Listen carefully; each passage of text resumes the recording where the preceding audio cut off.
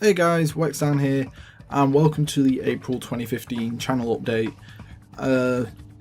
I am going into this completely unscripted, which I haven't done for a couple of months now. So if I get rambling and stuff, I apologise in advance. But yeah. So how are you guys doing? This month was a bit crazy for me work-wise. But fortunately I've been keeping up with the channel relatively well, I thought. I've basically been uploading videos every other day or so, which is a schedule that's worked most days. I've missed the schedule a couple of times, which I'm trying to make up for. So like you'll get like a few days where it's just like video, but other than that I think it's going well. But I've actually decided I want to have like an actual schedule, so what's basically going to be starting next month is going to be videos every Monday, Wednesday, Friday at 5 PM my time, which is GMT or Greenwich time, London time, you know, whatever. And that's going to be it. And if I have time during the week to get a fourth one up and running, then I'll release a fourth video on Saturday as well. So yeah. But I feel like having a semi-flexible schedule of like 3 days a week will work out well, and it's basically what I've been dealing with here. But like because of like how like my time throughout the week in terms of where I'm needed sort of like fluctuates a bit, I can't always guarantee I'll get one out every other day, so 3 days a week with a possible fourth is pretty much the best you're going to get out of me. But other than that, like, I feel like scheduling's gone pretty well this month overall, and Super Smash Bros. Melee's back, which is good because that was waiting for a while. And it'll be up by the time you see this, so got a new blind let's play going up, Donkey Kong 64. So far I'm not, well, I'd say I'm not amazingly far into the game, but I haven't completed it, so I don't know how far I am in relation to completion, but like, I'm not that far into the game. Really enjoying what I've played so far though, so yeah. No complaints really. I did like a very short LP of the 8-bit version of Sonic the Hedgehog. That was a lot of fun, playing the Master System version of it, and yeah, hope you guys like that. But very happy to get that out. I also had that video on the Super Smash Bros. Ballot, and I'm surprised that that's got as many views as it did. So yeah, like thanks guys, everyone that's watched that. Like it's a lot more views than I usually get, so like I was a bit surprised just to see it just still climbing. So yeah, so thanks for watching that if you have already. And I have a feeling I've uploaded a few other videos, but I've just forgotten about them, which is a great sign. Like, I know I was uploading other stuff this month, but I can't quite remember what. Oh, yeah, I really do need notes every month for this sort of thing, don't I? Yeah. Anyway, Donkey Kong 64, I just decided to do just on a complete whim, basically. Like, so it's one of the two virtual console titles for Nintendo 64 on the Wii U at the moment, and since like I already own technically 2 copies of Mario 64, which is the other Nintendo 64 title that got released, and because Mario 64 is pretty much one of the most let's played games on YouTube, I thought, let's go for Donkey Kong, why not? I just decided to play it on a whim, and really enjoying it. And I don't know how else to put it. Like, I'm excited to see what's coming next in the game, basically, you know? So good feelings so far for that game, and honestly, I'm kind of surprised because like nowadays I hear Donkey Kong 64 getting like a lot more flack than like a lot of other like Rareware titles do. Like it gets more criticism and stuff like Banjo-Kazooie and all that jazz. So yeah, honestly surprised that I'm enjoying it as much as I have been doing, rather than thinking it was just some sort of like mediocre title. So yeah. One other thing that I was planning on tackling this month. Well, two games I was planning on tackling like this month or sometime soon were, I'm looking over there just because they are on my shelf over there, they were Digimon Rumble Arena and Digimon World, and the two of them are probably going to be ones I do in the future still, but I was planning on doing them this month because the third series of the Digimon Adventure series was supposed to come out this month, but it's been delayed for whatever reason. And that's a shame because Adventure was, like, in my opinion, for what it is, what it basically started as, being just an advert for like a Tamagotchi toy. It's a really amazing show, Digimon Adventure, and if you haven't seen it, go watch it. And I've always made the argument that the Digimon shows are better than the Pokemon ones. And whilst I definitely wouldn't say that for what I've seen of Digimon Fusion, which is like the most recent one, Adventure is still a really amazing show that I think holds up today. Just give the first couple of episodes a little bit of a free pass, because like the dub team was still kind of working out how to, what kind of direction to sort of like take the voices in the show. So yeah. But yeah, I was looking forward to Adventure Try coming out, and it's got delayed, so those games have probably been like shelved until an actual release date. And a more interesting thing about them being cancelled was replaying it. I've learned a few things. Number one, I was pretty bad as an actual person for raising the Digimon as a kid, because I never actually reached Ultimate level when I played it as a kid. And now I've gone through like 5 Ultimates. So I'm putting that down to the fact that I was a kid before the internet was as big as it is today. And I didn't have like any guides or anything. Which leads on to my next point. Guides for this game are like there's some things guides all agree on, but at the same time there's also things that guides are completely different on. And Digivolution into like certain like champions and ultimates is one of those things that a lot of the guides can't really agree on whatsoever. So yeah, like that's a lot of fun to deal with. And another bit of fun to deal with, the game is kind of badly translated in parts, and yeah, so it was a pretty fun playthrough. And also I learned the game was a fair bit shorter than I thought it was when I was a kid, and also a lot easier. But again, that may come down to the fact that I actually had ultimates this time around. Probably does, to think of it really. So yeah, but I do still plan on tackling at least one of either Digimon Rumble Arena or Digimon World at some point when Try actually does, come out. So yeah.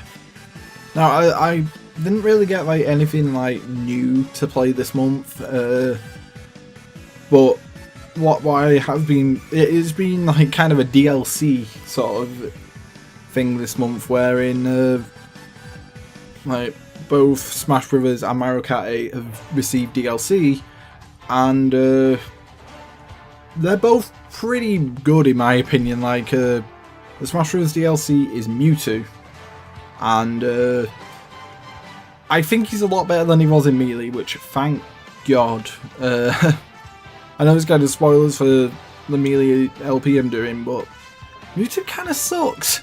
I'm throwing that out there. Mewtwo kind of sucks in Melee, and he's actually, from my experience, he's actually pretty fun and pretty good to play with in Smash 4. So yeah, I'm kind of appreciating having that. And I'm not really a big fan of the cosmetic DLC, because unless it's something I really want as my cosmetic, I'll pass on it.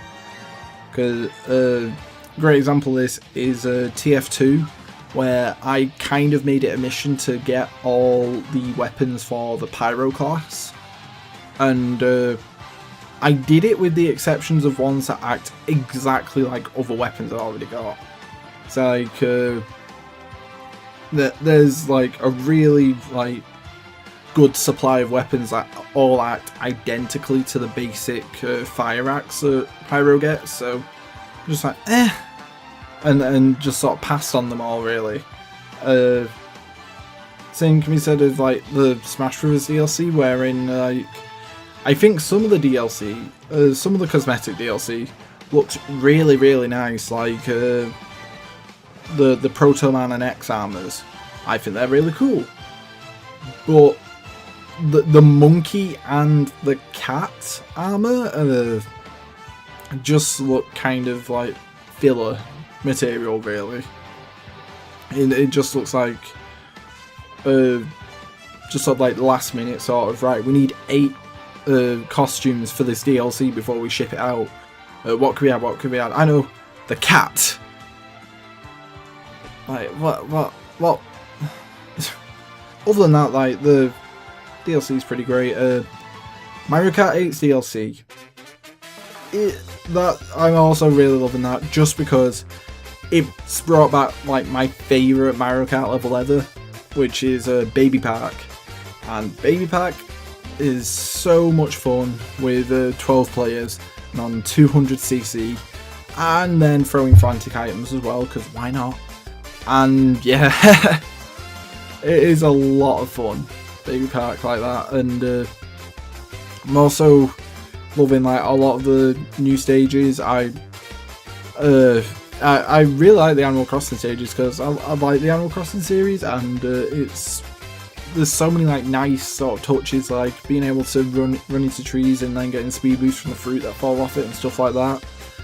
Like yeah, I just really enjoy that kind of DLC, because for what it is, you're getting like an extra quarter of the game for that DLC pack, so that's pretty great.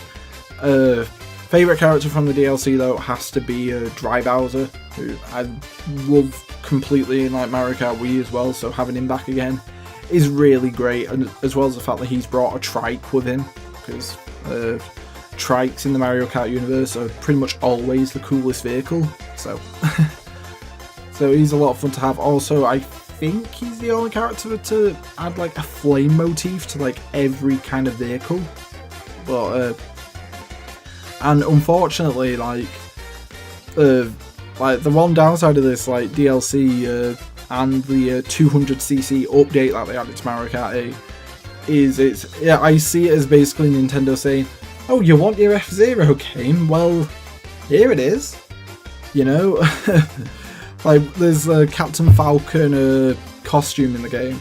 You can drive Captain Falcon's vehicle. There's 2 F-Zero levels in the game, and 200cc is basically like ludicrous speed, and like you're just going as fast as you would be doing in an F-Zero game. So yeah, RIP F-Zero, like not really coming back anytime soon apparently. Right, and I have unfortunately got some kind of negative news, and that is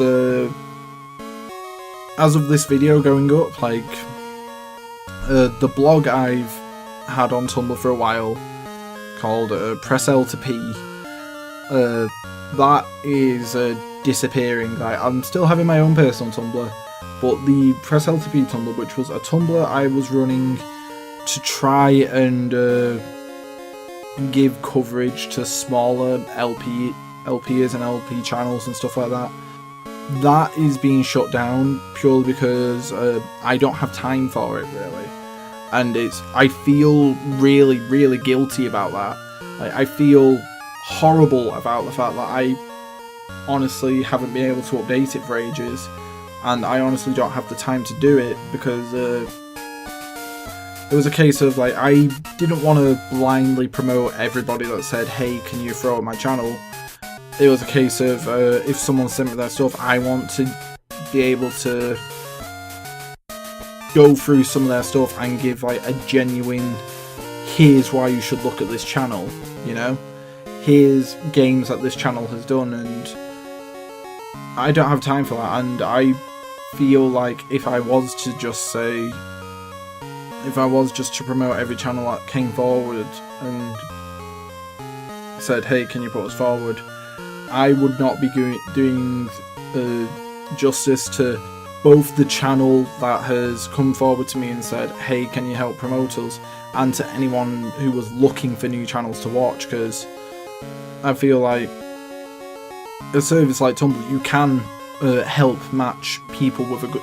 You can help people find like an audience that wants to watch them, and at the same time help the audience find the sort of people they want to watch. But yeah, I just didn't have the time to keep that particular blog updated anymore, and I just want to apologise for that. Like for anyone that was following that blog, I am genuinely sorry. I couldn't really update it. It hasn't been updated for a while, and I have to say I've met a few really great people through running that blog, and I hope I have actually made a difference, even if it was just a tiny one. But again, I apologise for not being able to keep it running, and honestly, I hope to hear that somebody will sort of pick up the mantle on that and just sort of say, hey, there's all these small channels, they're really great people, you should go check them out because they've done these games, or their commentary styles like this. Like, I really hope someone can actually keep up with that. So yeah. This month, a month late basically, we're going to be looking at some Lucky Charms.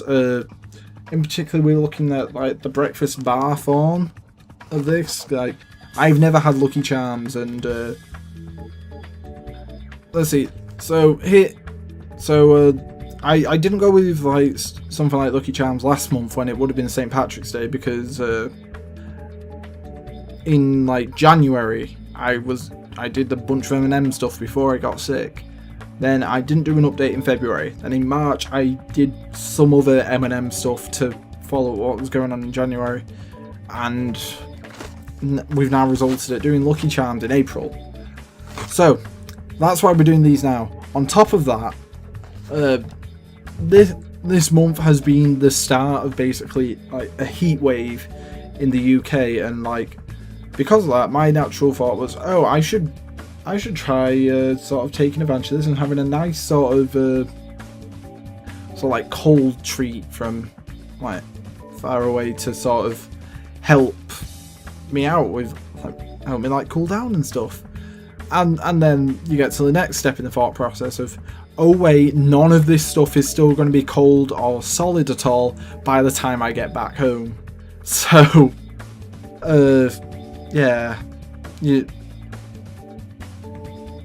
so you can see my sort of predicament here, in that ironically, if I want to do like any sort of cold stuff, I have to wait until winter to sort of do it, you know?